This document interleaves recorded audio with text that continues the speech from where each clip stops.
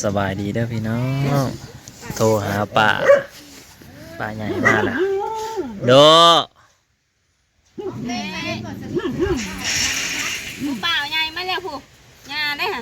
ใหญ่มา อย่างนี้ดันบักลาเราให้ไปหลิงหอยเพิ่นก็มาจากเฮียนเนาะแค่ไหนคู่เด้โอ้ยไปว่ะพ่อใหญ่เจ้ากินยา ตายขึ้นมาเถอะ พ่อใหญ่ไข่ยาจ้องกึกเลย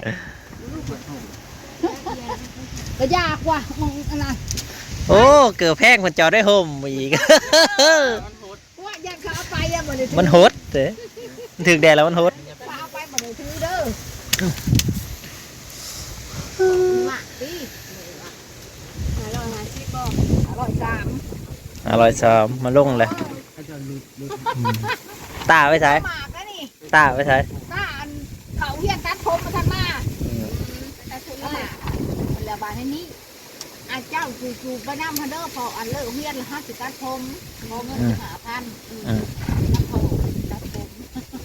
ก็ไม่ได้ข่าวเด้ วัดผูแกได้คู่ค่ะว่า ไผอาจารย์มาใหม่นะไผมาแต่สาย บ้านดงนี่ เอาไปผูแก50 บ้านดงเป็นกระบะนี่ พอเงินน้ำผม 4 คน หาเขาว่าผูแกหาคนบ่มี ใส่ไอ้ก๊อตได้หัวใจกี่บ่ นี่แพงก่อน ใช่ คืออยู่บอกมันมอน คืองามไปให้เฮยมาให้ในบ้านนี่กว่า ให้ อันนั้นบอมอดกลับไปทำได้แล้ว แม่นอนจับ กลับไปหาเมียแล้วไปหาเมียเด้อหาเมียเด้อ อันนี้แล้ว หาเอาดูเอาเร็วไป โอ้ยมาหมอก จึงมึงลูก เบิ่งค้าขาดคู่นอกดาวเฮาก็ได้ แกงหน่อไม้ยังต้มอยู่ อากาศอากาศอยู่นั่นแล้วเนาะนั่นไปลงไปจะได้เก็บผักขะแยงเอามาเป็นกำกำ อ่า โอ้ลูกปุ๊บไปแล้ว ไปยืนพอก่อนให้แม่ไปหุงข้าวเจ้า โอ้กินอยู่ดอกเก่งแป้งกินแป้ง ตอนแรกข่าวอยู่ เตบ้านกับบ้านดง โอ้ เคยกินข้าวเจ้านะ ง่ายเตะวันกับบันดง แม่น แต่ติดทีมบ่นี่นะอยู่กล้องได้ติดทีมนี่กล้องหนาบ่ ยินกลางกลางหนาเป้า อืม ก็ดูอ่านของทั้งติดของทั้งใหญ่ก็ผลิตด้วยทันลาได้ ออกช่องพ่อเลยเนาะบ่นี่เนาะช่องเดียวกันแล้วเนาะ ช่องไอเซิร์น พอวันนี้เบิ่งคลิปอยู่บ่ได้ลูกชายจะอันเดียวก็เจ้าเราได้นี่นะ แต่หากสิบ่หาวปานใดดอกกันนะก็ลูกเจ้าสิหาวกว่าหลาย อะไรกูโจกเตะ เอออันนี้สิหาวกว่าหลายเด้อนี่เนาะ เนาะยินประหารใส่เบ็ดดาบพ่ายกระตาเอาไม้มาให้แม่เจ๊เต็มตาแล้วตะกี้ก็ใส่เบ็ดใส่นะอันรุ่นเขามาใส่เบ็ดน้อยนี่ รุ่นนี้บ่ใช้เบสรุ่นนี้ นี่แต่ทหารน่ะเต็มที่อยู่ได้ที่จะใส่นะจ๊ะอยากเขาหักเบ็ดติดก็บ่แห้งเลยทหารเต็มที่ รุ่น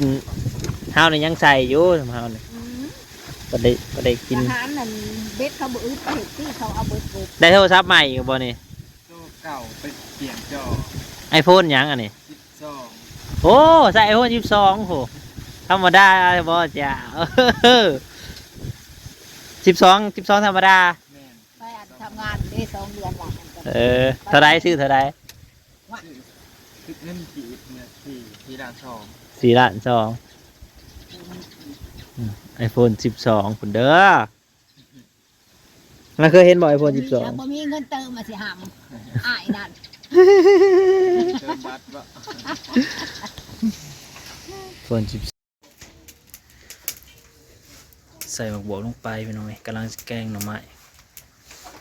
โอ้กระปูหนีบมือนี่เป็นแสบจี้ๆเลยป้า ดอกบัวมีปลาก็ได้มันแซ่บก็มีบักอื้อกระใส่บักอื้อกระสมันอีกแบบนึง วันนี้ป้าเอามากินน้ำเพราะเอาโทษเพิ่นเอามากินแกงหน่อไม้น้ำนี่เด้อได้หลายแน่ เดี๋ยวนี้แกงเบิดได้หามาหมดนี่จะไหวมุก พี่มุกกินไว้มุกกินนี่พี่น้อยลงไป นี่เขาเบื่อจ้ะ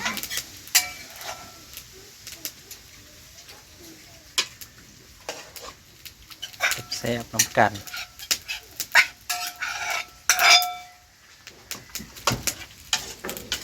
นักล่างไหนไหม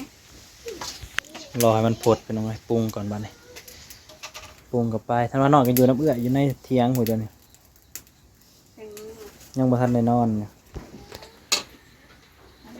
เป็นนวดอะไรจ้ะใส่บะนัวเลยน้ำปลาก็นี่ใส่มาต้องใส่สุก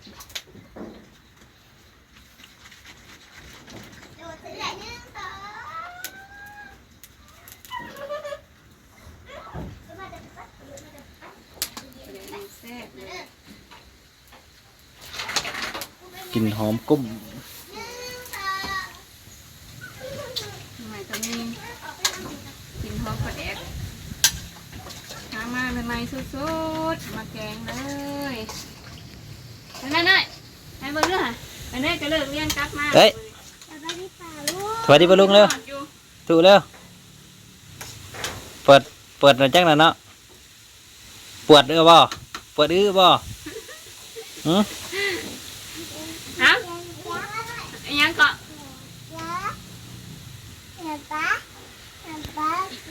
เจนน้ำปลาน้ำได้มึงบางแกงน้ำใหม่แล้วมือเนี่ยใช้น้ำปลาน้ำ ใส่แล้วน้ำปลานั่น บางครั้งคุณจักแท้จะคนเถอะบ่ ใส่ยังอีก ใช้น้ำปลาแล้วใช้ยังอีก ใส่ยังอีกฮะใส่เกลือน้ำหัวมันก็เข้มหรอวะใส่แตงน้ำปลาจะแตงเกลือ ใช้น้ำปลา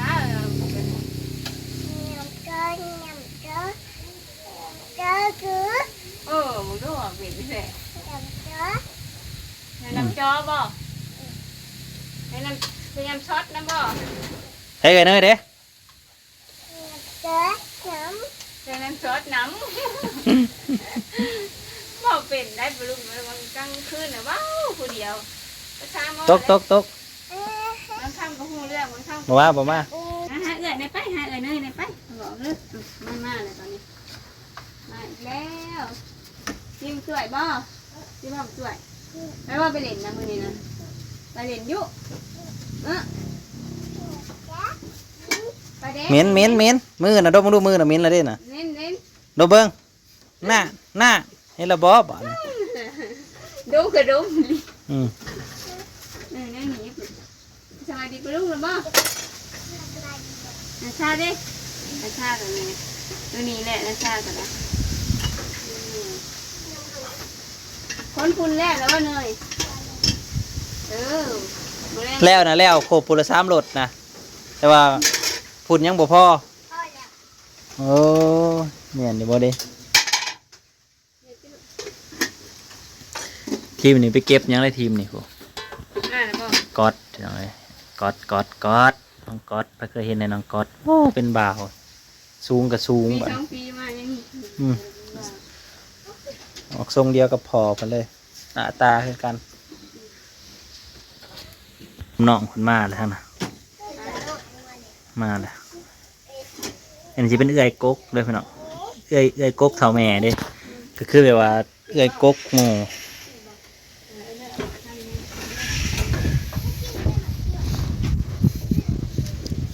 ได้ปะปอดผักกับใบโบบกพอได้โอ๊กฮักต้องกินอันนี้แก้ซ้ำใน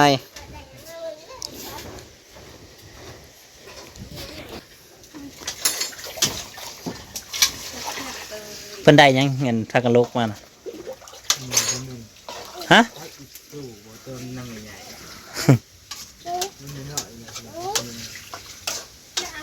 เฮ้ยลูกน้ำปลาแล้วมันจะเหี่ยท่านตักข้าวเจ้าตักข้าวหุงเลย จะเอาที่หนึ่งกว่านี่แม่นี่แม่เห็ดหนึ่งกว่านี่ลูกเห็ดไทยนี่มากแวะกินข้าวหุงกัน กินเบิร์ดอย่าบ่ปานนั่นนะ เบิร์ดได้ทั้งข้าวหุงนี่ข้าวแต่บ่เบิร์ดมันเบาเฮ้ย ไข่แล้วคันกินเบิร์ด เบิร์ดแล้วตะกี้เอง กินสนะก็มีแห้งเลย อันนี้หมอกำลังเดือดเลยเนาะ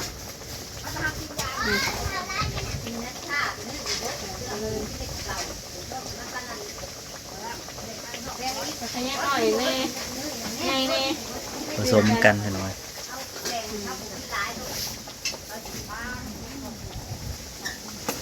หากินหาเนาะ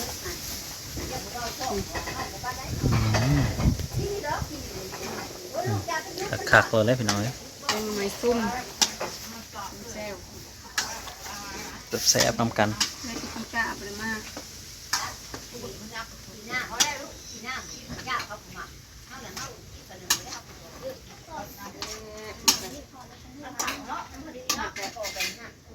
จับแหละ ลมหากับไข่แน่พี่น้องแต่ก่อนตอนเช้าน่ะลมยังแห้งอยู่ คุ้มๆหน่อยเรื่องดีนะ กินยังกินจะเฮาเลยแหละเฮามือจะกินจะกินเลยอันนี้ดีกว่าเอายุบเดี๋ยวจะหลีกหน่อยใครจะกินน่ะเขานั่นต้องเอาถือทุกอย่างกินเขาน้ำหมกแล้วซื้อกิน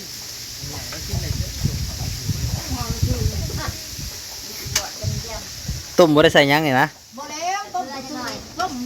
ข้าวซุปนั่นหมกไห้เนี่ยเอาซื้ออันนี้เอาตากับพวกหน้า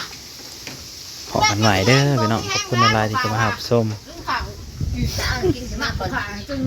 เนยดึกพี่น้องกินแน่เนยชาวบ้านนั่งกินขึ้นมากกว่าแค่